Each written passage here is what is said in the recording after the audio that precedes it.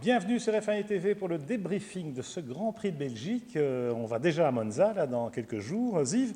Mais évidemment, Grand Prix de Belgique, à Spa, on s'est régalé. D'abord, la F1, le soleil, enfin, c'est vraiment l'environnement le plus exceptionnel pour faire briller le sport qu'on aime.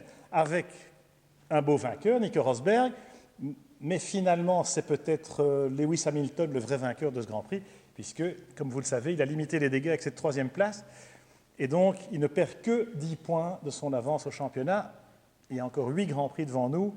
Et maintenant, Lewis est tranquille, il a suffisamment de moteurs et de pièces de rechange. Mais vous l'attendez, Ziv, il trépigne, je vois bien. Mais ce qui compte, évidemment, enfin l'événement de ce Grand Prix, le vif du sujet, c'est naturellement Max Verstappen, la star de Spa. Vendredi, meilleur temps aux essais libres. Samedi, première ligne, encore un record de précocité qui est battu. Et puis dimanche, patatras, Yves. Qu'est-ce qui s'est passé? Oui, d'abord, quel engouement à Spa-Francorchamps. On avait des tribunes entières, des terre-pleins entiers, orange. Il y avait vraiment la Max Mania. C'était très chouette à voir parce qu'on ne l'avait pas plus vu, ce genre d'engouement pour la Formule 1 depuis Michael Schumacher, Pierre. Donc ça, c'est très, très bon pour la Formule 1. Ceci dit, Spa-Francorchamps est un endroit extraordinaire et on en redemande. Et la Formule 1 est passionnante quand on a un Max Verstappen, quand on a de la bagarre et quand on a un beau circuit. C'est une leçon à donner à tous les mauvais coucheurs d'abord parce qu'on nous amène la Formule 1 sur des circuits Mickey Mouse. Mais non, il faut les amener là où il y a de l'espace et là, il y a des belles courses. Et alors, pour revenir à ta question, Max Verstappen a été fantastique tout le week-end, y compris au départ, parce que moi, je trouve qu'il a eu vraiment une vista incroyable d'aller dans ce trou de souris. Et si Vettel n'avait pas touché Raikkonen, on aurait crié au génie. Et effectivement, c'était très joli à voir. Écoute, franchement, il est allé au culot. Alors, sorry, mais il rate son départ d'abord, Max, et les Ferrari débordent. Et on le sent frustré, quoi. Il est un peu vexé d'avoir loupé son départ, donc il veut se refaire tout de suite. Mais tout de suite, en allant dans un trou de souris, alors que freiner au panneau trop tard, ce n'est pas une bonne idée quand on est au départ à la source. D'ailleurs, il n'y a pas de place, donc il freine sur la bordure, à l'intérieur. C'est un peu ce que Grosjean avait fait il y a 3-4 ans avec, souvenez-vous, les dégâts que ça avait fait à l'époque. Voilà, alors Kimi, il tourne, il n'imagine pas que l'autre soit dans un tel trou de souris parce qu'il n'y a pas la place. Et Sébastien Vettel, lui, de bonne foi, il est à l'extérieur, il laisse une largeur de voiture parce qu'il sait que Kimi est à sa droite, mais il n'imagine pas qu'il y en a un troisième qui essaye de pousser le bouchon un peu loin, franchement. Et quelque part, leur course est plombée là, parce que ce sont les conséquences de cette petite touchette en cascade qui abîme le fond plat de l'un, la voiture de l'autre, et qui fait que les Ferrari passent à côté de leur Grand Prix. Mais Max aussi, il termine 11e en dehors des points. Voilà. Ouais, mais moi, je ne suis pas du tout d'accord avec ton analyse, Pierre. Ça ne t'étonnera pas. Mais Vettel, on a tous les deux couru à Francorchamps. Tous ceux qui ont couru savent très bien qu'à la source, il y a énormément de place sur la gauche. Et Vettel, il s'est rabattu sur Raikkonen. S'il ne l'avait pas fait, il ne se serait absolument rien passé et Verstappen serait très bien passé côte à côte. Pas très bien passé, excuse-moi, mais il a une roue quasiment dans le mur, il n'a pas de grippe parce qu'il a les 4 roues sur la bordure, donc il ne va pas bien passer, il a du mal à tourner. Mais Kimi ne le touche pas si Vettel ne le touche pas. D'accord, mais Vettel, il ne peut pas savoir qu'il y a 2 voitures à sa droite. Franchement, il regarde le rétro, il sait qu'il y a Kimi à côté, il ne peut pas imaginer qu'il y a un troisième qui va essayer de s'engouffrer dans un trou qui n'existe pas. Évidemment, il ne savait pas que Max Verstappen était à côté de lui, mais il touche Kimi Raikkonen sans savoir ce fait de course. Et en plus, une fois de plus, on a vraiment une mauvaise foi de la part de Vettel qui incrimine Max Verstappen, tout en admettant que peut-être j'aurais dû laisser un peu plus de place. C'est parce que Kimi est pris en sandwich entre les deux. Kimi n'a rien fait de mal. Mais bon, Vettel à sa gauche, il contrôle, il le voit. C'est Max, il ne le voit pas parce que voilà, il n'imagine pas que quelqu'un puisse passer dans un trou où il n'y a pas la place pour une voiture. Enfin bon, bref.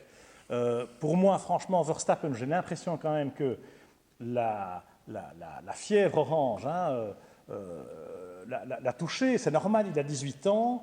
Il est le roi du monde, il est sur un nuage, là, attendez, il fait le meilleur temps, la pole, le machin, etc. On ne parle que de lui. Et donc, quelque part, il est sur un nuage. Sauf que là, il y a un petit réveil un peu compliqué. Il rate son départ, il est vexé, il est frustré, et il fait une faute. Pour moi, il fait une faute. Et du coup, son Grand Prix est foutu parce que voilà, la voiture a souffert. On a vu ce qui s'est passé par la suite. Alors, par la suite, son comportement est quand même extrêmement critiquable. La preuve, il y a quand même beaucoup de pilotes qui s'en sont plaints. Alors, c'est encore avec Kimi, donc ça, vous me direz, c'est pas tout à fait par hasard, parce que voilà, ils sont souvent ensemble sur la piste actuellement. Mais ce qui s'est passé dans la montée des Combes, la montée du Kemmel, là, où, parce que sa voiture est moins performante, ok, il est moins vite, et Kimi arrive quand même beaucoup plus vite, et il bouge au tout dernier moment, quoi. Mais attendez, à ces vitesses-là, à cet endroit-là, alors qu'on est au tiers de la montée, donc Raikkonen, il arrive avec 20, 30 bornes de mieux, Max, il sait très bien qu'il ne peut pas bouchonner ou garder l'avantage jusqu'au freinage des Combes.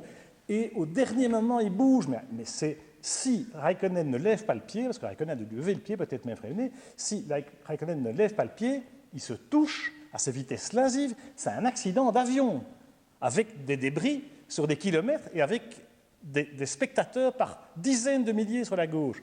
Là, Verstappen est irresponsable, il ne s'est pas rendu compte, il est inconscient du danger. C'est vrai que c'était très viril, et des batailles viriles, on en redemande. Et on n'a pas vu une hargne pareille depuis Schumacher, depuis Senna.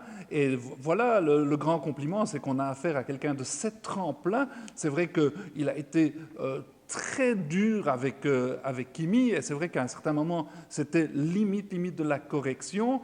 Maintenant, heureusement qu'on a Kimi Raikkonen, c'est vrai qu'il est un pilote qui a énormément d'expérience et qui a réussi à éviter l'accrochage. Seulement, on se bat pour des positions, on a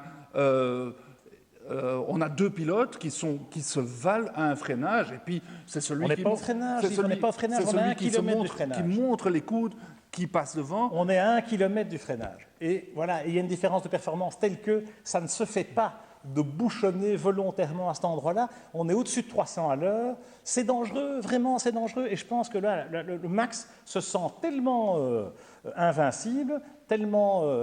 voilà, comme je vous le disais, il est sur son nuage. Moi, j'ai l'impression qu'il il prend pas conscience de ce danger et que, comme dit Kimi et d'autres, voilà, il va s'en prendre un sérieux accident. On ne lui souhaite pas, mais il va se prendre un pain parce que en conduisant, en se comportant comme ça, voilà, en prenant de tels risques, ça va arriver. Maintenant, il a 18 ans, il y a plein d'excuses.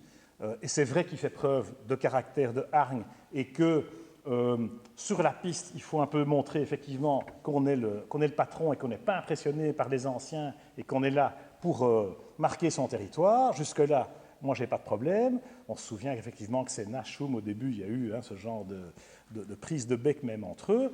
Toute leur carrière, d'ailleurs. Mais le danger, tu vois, là, la prise de risque, elle est énorme. Avec, comme je te le dis, des conséquences. Parce que quand je parle d'accident d'avion, ce n'est pas une blague. On a vu le carton de Magnussen à l'eau rouge. On est à peu près à ces vitesses-là. Imaginez 2 voitures dont une décolle sur l'autre et que ça part dans tous les sens. Voilà, on est vraiment limite. Et je pense que Max a besoin d'un petit peu prendre conscience de ça, parce qu'il y a une forme d'insolence dans son comportement. Il n'a pas besoin de ça, c'est ça qui est dommage. Il n'a pas besoin de ça, il est super doué, il va encore nous faire des dépassements de folie. Ce n'était pas nécessaire. Je crois qu'il était frustré parce que sa voiture était moins performante. À qui la faute? Je vous rappelle qu'au départ, c'est quand même lui qui est allé faire le strike.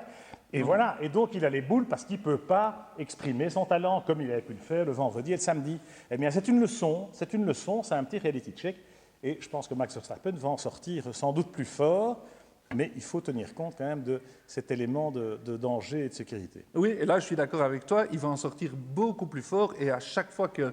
Enfin, dans sa courte carrière qu'il a eu une petite tuile, rappelez-vous Monaco, cette année où il est sorti de la piste après avoir été flamboyant, de nouveau, à chaque coup, il s'est relevé plus fort, et ça, c'est vraiment la marque des tout grands champions. Et moi, je suis prêt à prendre le pari qu'à Monza et plus tard dans la saison, on va de nouveau le voir flamboyant. Bien sûr. On a besoin de ce genre de pilote, on est très content, on en avait marre... de voir tous ces pilotes en fin de carrière au train de sénateur où le risque est inacceptable. Non, on veut voir de la bagarre, on veut voir de la bagarre virile. Évidemment, on ne veut pas d'accident d'avion, comme tu dis, c'est certain, et l'expérience doit rentrer chez lui aussi. Parce que le résultat, finalement, c'est quand même Ricciardo 18 points, Verstappen 0. Hein, ça, c'est le résultat brut de ce Grand Prix. Alors, OK, on sait pourquoi, on comprend pourquoi. Verstappen doit tirer la leçon de cette expérience-là, et il va certainement être bien accueilli à Monza. Hein, tu imagines, déjà le briefing des pilotes et Vettel et Raikkonen qui veulent le voir entre 4 yeux ou entre 6 yeux. Et puis par les tifosi, hein. Alors là aussi, ambiance, hein, ça promet. Hein. On va bien s'amuser à Monza ce week-end. Oui, ça va être très amusant. Et puis, c'est très rigolo de voir la mauvaise foi de Vettel, de Kimi Raikkonen sur ce coup-là, parce que vraiment, chacun avait des torts partagés. Mais parce que Max n'est pas du tout de mauvaise foi, Max, bien sûr. Max lui-même, ils sont tous de mauvaise foi dans ce cas-là, Pierre, et c'est pour ça qu'on les aime et qu'on se réjouit d'être à Monza ce week-end-ci. Avec Max, la menace, parce que la menace, c'est quand même lui.